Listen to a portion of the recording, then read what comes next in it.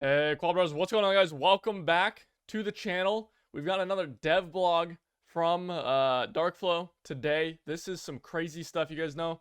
I tend to not like to do just short little videos over dev blogs like this.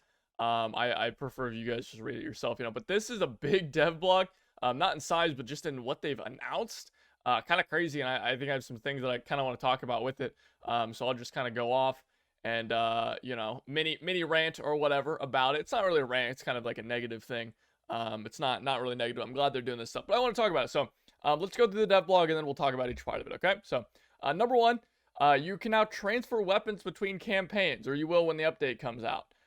So the logistics will be arranged simply and under one rule: the weapon you want to transfer from one campaign to another must be available in the campaign you're sending it to. As an example, an MG34 can be easily sent from Moscow to Berlin. You open the inventory and select the weapon you want to click transfer, and then transfer of each item is paid in bronze weapon orders and can be done both ways in case you want to return a weapon that has already been sent. The transfer weapon will appear in the inventory in the new campaign. Hand them out to your soldiers and off to battle. So I guess you can just transfer stuff now. I mean, that seems pretty straightforward. It costs bronze orders. My question here is, number one, can I just transfer weapons even if I don't have that? Like, I'm assuming if I don't have it unlocked, I can still transfer it. Like, if I don't have it unlocked in Berlin, I can still transfer it from Moscow to Berlin, because this is supposed to help out with like progression and things like that. That seems kind of crazy to me. I think it's fine for the campaigns that already exist, but I kind of feel like there might be some problems with new campaigns that come out. Like the MG34 and things like that will obviously be in the campaign in like Tunisia. So won't it be kind of unbalanced if you can just like if we get to the new campaign, everybody in Tunisia is going to be running around with like fully decked out MG34s and weapons like that, because the other campaigns they've maxed them out, right? I don't know, that seems kind of weird to me. And also the other thing is if you don't have the squad unlocked. So for example, like if I have the squad, if I don't have gunners unlocked in Tunisia, for example, can I still like equip? Like, I can't equip the MG34 because I don't have gunners, right? I guess not. So I guess this really only makes sense for boosting progression once you are like middle of the way through. But at least it'll help me get through Normandy with the Axis, because I'll just transfer all my FG42s, and then I'll have FG42 squads is rank like 12. So that'll be kind of stupid. But anyway, people have been asking for this. I don't know. This wasn't exactly my first pick on how to help people out with progression, but I don't know. It's good. I'm glad they're doing things to help out progression. I don't think this really alleviates the problem that I think a lot of Axis players have, where you're going to be unlocking the same garbage over and over again.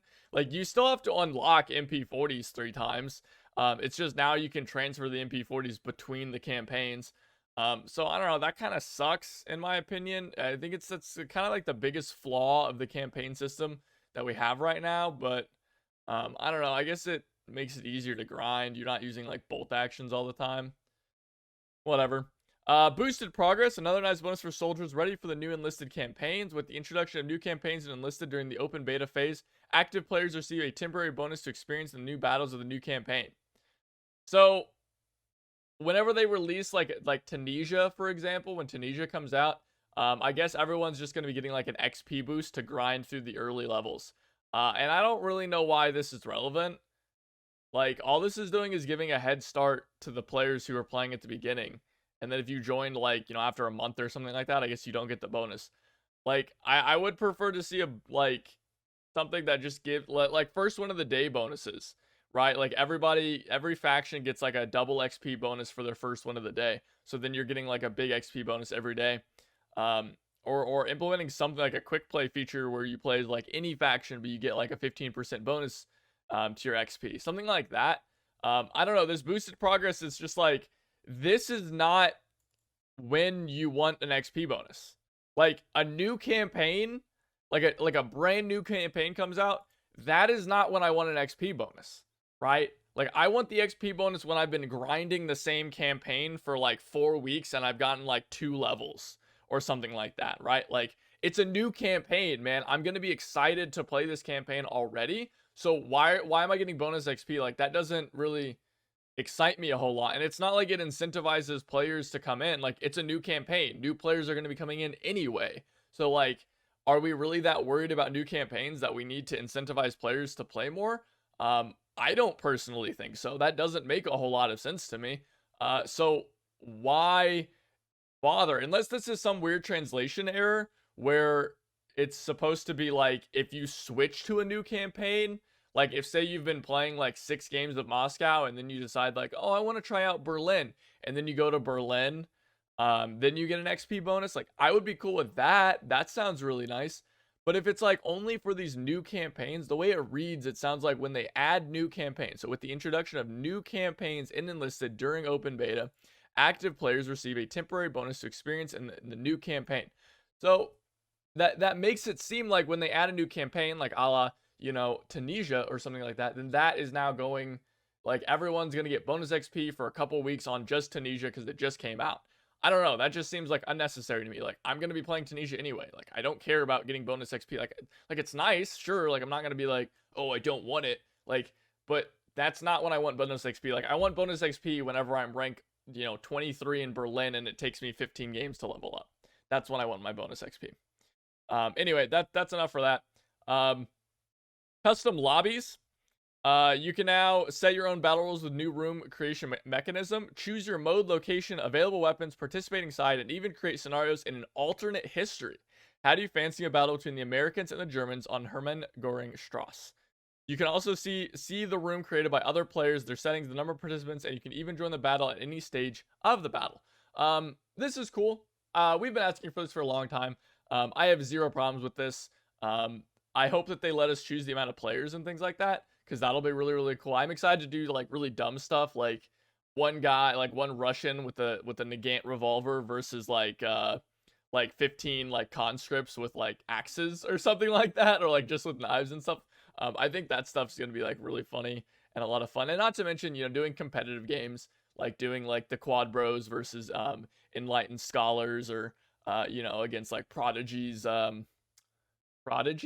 I guess. I don't know what Prodigy's crew is called. But either way, doing these like, streamer crew battles and things like that. I think that'd be a lot of fun. Not to mention just doing like fun custom matches and doing fun, like semi-competitive games and just kind of like testing the waters of the game and seeing, what we can do, to do some kind of fun tournament things. I think it's just a good idea. It's fun. Not to mention it helps me with content creation because I can now go in and do map guides a little bit easier, because I can just go in solo and then show off the great spots on the maps.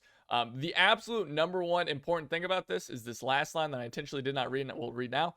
Lone Fighters mode will switch completely to this mechanic. That means that if I'm reading this correctly, Lone Fighters will no longer be a game mode that you can queue. Now, I don't think you're going to be getting XP for these custom lobbies. I would be shocked if you do, because that opens up a lot of possibilities for abuse. So, guys, if you're a Lone Fighters main, you're probably flipping out right now, because if I'm understanding this correctly, and I don't really see how this could be mistranslated or something, or misrepresented, it sounds like Lone Fighters is donezo. You can only do Lone Fighters now if you are playing the game in these custom lobbies that I don't think are going to generate XP. So get your Lone Fighters fix while you can, because it looks like it is donezo gonzo. And I mean, we'll have some games, I think, where people will be playing the game, and have some custom lobbies, 24/7 custom lobbies set up and stuff like that for Lone Fighters. But you're not going to be grinding your XP out. So that is a pretty significant change in my opinion. But guys, I got to say, like, I honestly do not mind.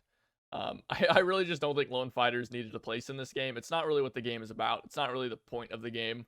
And I understand, guys, that you guys like Lone Fighters and that's what you enjoy. But, I mean, guys, just play Hell Let Loose. I'm sorry, but that's just kind of the reality. I apologize, but there you go. Anyway, there you go, guys. This is, like I said, big dev blog. Really, really cool to see this stuff. Hopefully, this is one of the last dev blogs before we finally get Tunisia. We will see. We have no idea. But yeah, thank you guys for watching. Let me know your guys' thoughts down below in the comments about all this stuff. Let me know about your thoughts about Lone Fighters being kind of phased out here. Let me know your thoughts on custom lobbies, what you guys want to do, some of the things you guys are excited for. Let me know your thoughts on, of course, on the boosted progression and whether or not you guys think this is, you know, good or not. And again, I want to be clear, like, I'm not like mad about this. It's just kind of a thing that I felt like it could be better placed. You know, like if we wanted boosted progress, I feel like this was not the place that we wanted it. Right? Like I'm not upset about it. Progress is progress, but like still. Um and then finally, let me know your guys' thoughts on the balance of transferring weapons. Like, do you guys think this is going to be a problem? Like, I kind of feel like it might be a problem with new campaigns. But we'll see, guys. We'll see. But that's it for me, guys. I wanted to just get this out to you guys. Hopefully, if you guys are returning players, this gives you a little bit of hope. I know a lot of players were kind of worried about this and didn't like the grind so much. So hopefully this alleviates a little bit of that worry. Otherwise, once again, thank you guys for watching. Remember, as always, like, comment, and subscribe. I do appreciate it. And I'll see you guys next time. Keep an eye out for that Axis prediction video. I'll have that out either later today or very early tomorrow. See you guys next time. Take it easy.